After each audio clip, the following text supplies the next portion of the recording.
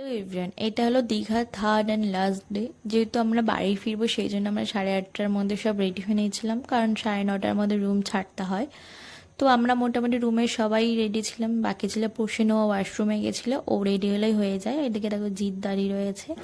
আর আমি তো আগের দিন রাত্রেবেলায় ব্যাগ ট্যাগ সব গুছিয়ে রেখেছিলাম, খালি দরকারি যে জিনিসগুলো বাকি ছিল সেইগুলো বাইরে রেখে বাদ বাকি সব গুছিয়ে নিয়েছিলাম। যেগুলো লাগবে না সেগুলো ব্যাগে ঢুকিয়ে ব্যাগটা লক করে দেবো। আর এইদিকে দেখো পুগলু আর চিকু বল খেলছিল। উদয়পুর থেকে ওদের দুজনে জনে একটা বল কিনেছিলাম, সেই বলটা নিয়ে ওরা খেলছিল। যদিও এই বলটা গোবরডাঙ্গা পর্যন্ত আসেনি, মাঝখানে কোথায় হারিয়ে গেছিলো। তো তারপরে সবাই রেডি হওয়ার পরে আমরা রুম ছেড়ে দিয়েছিলাম। রুম ছেড়েছিলাম একটু সি বিচের ধারে, যেহেতু ট্রেন ছিল 10টায়। আগে গিয়ে মানে প্ল্যাটফর্মে আগে বসে কি করবা, সকালে টিফিনটাও করতে হতো। আমাদের প্ল্যান ছিল যে যেদিনকে বাড়ি আসবো সেদিনকেও সকাল সকাল উঠে মোহনায় যাব, গিয়ে কিছু ফটোশ্যুট করব, বাট সেটাও হয়নি। মানে আমাদের সবার এনার্জি পুরো জিরো লেভেলে চলে এসেছিল। উদয়পুর গিয়ে এমন কাউতিলি বাওয়াল করছি, আর রাত্রেবেলা যা তাল হয়েছে তোমাদের তো বলেইছি। তো যাই হোক, কি আর করবো, সে অগত্যায় মোহনায় না যেতে পেরে সি বিচের সামনে খানিকক্ষণ হাওয়া খেয়ে এই ঢেউ দেখে আমরা ব্যাক করেছিলাম। আর মনটা সত্যি খুবই খারাপ ছিল, মানে 2 দিন প্রচণ্ড মজা করেছিলাম।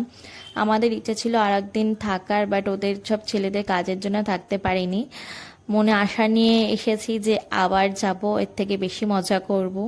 তো তারপরে সি বিচে খানিকক্ষণ দাঁড়ানোর পর আমরা বেরিয়ে গেছিলাম ওখান থেকে। বেরিয়ে ভেবেছিলাম সকালে টিফিনটা করব। দেখো ওদের চোখ মুখের হাল, মানে ঘুমের ঝোল এখনও কাটেনি। আর যেহেতু সকালবেলা কেউ কিছু খাইনি, আমি তো আগে চা খাবো বলে গেছিলাম, কারণ আমার মাথা পুরো হ্যাং হয়ে গেছিলো। আর সকালে টিফিনটাও করে নিয়ে যাব। আর ট্রেনে যাওয়ার জন্য কিছু শুকনো খাবার নিয়ে যাব, কারণ আমরা তো যেদিনকে যখন যাই সবাই খাবার নিয়ে যাই বাড়ির থেকে। আর আসার সময় মানে দীঘা থেকে ব্যাক করার সময় ওখান থেকে কিছু শুকনো খাবার কিনে নিই। তো বললাম যেটা প্রথমে আমি 1 কাপ চা খাবো, গিয়েই প্রথমে একটা চা নিয়েছিলাম, মানে চাটা খাওয়ার পর আমার একটু শান্তি হয়েছিল।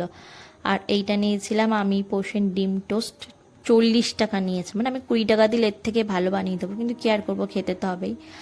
আমি পোষণ, বুনি, সুমনদা, পূজা এরা খেয়েছিলাম ডিম টোস্ট। আর এদিকে সঞ্জু, মিমি, জিৎ খেয়েছিল লুচি তরকারি, সেই জন্য ওদের আর দেখাতে পারিনি।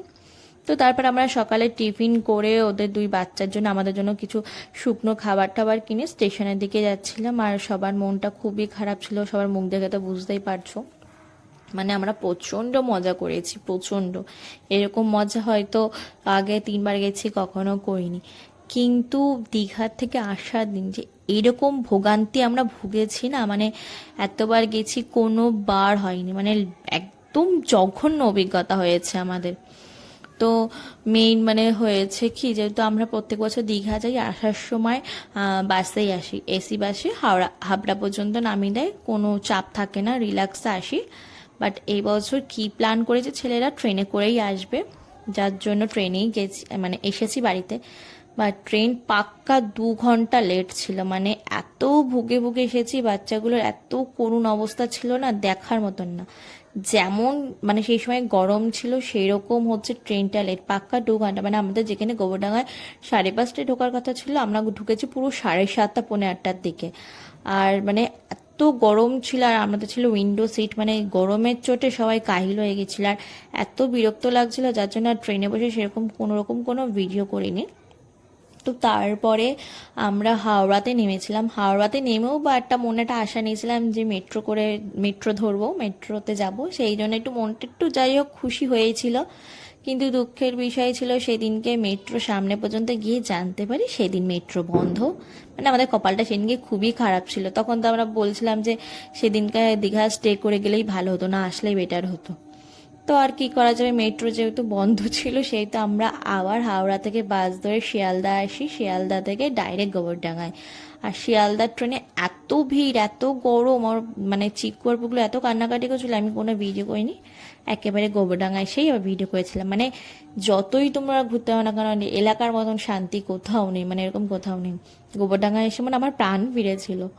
তো গোবরডাঙ্গা থেকে মানে গোবরডাঙ্গায় নেমে দেখতেই পাচ্ছি আমরা সবাই নেমে গেছিলাম। এবার যেহেতু পূজা সুমনদারা মসলন্দপুর থেকে, ওরা মসলন্দপুর নেমে গেছে, আর আমরা বাদ বাকি সব গোবরডাঙ্গায় নেমেছিলাম। আর যেহেতু আমরা যেদিনকে এসেছিলাম তার 2 দিন পরে ছিল রং খেলা, সেই জন্য দোকানে রং মানে আবির ঠাবির সাজানো ছিল। তো যাই হোক, আমাদের এই ভিডিওটা কেমন লাগলো তোমরা কমেন্ট করে জানাবে। ভালো লাগলে লাইক, কমেন্ট, শেয়ার করবে, সাবস্ক্রাইব করতে তো একদমই ভুলবে না।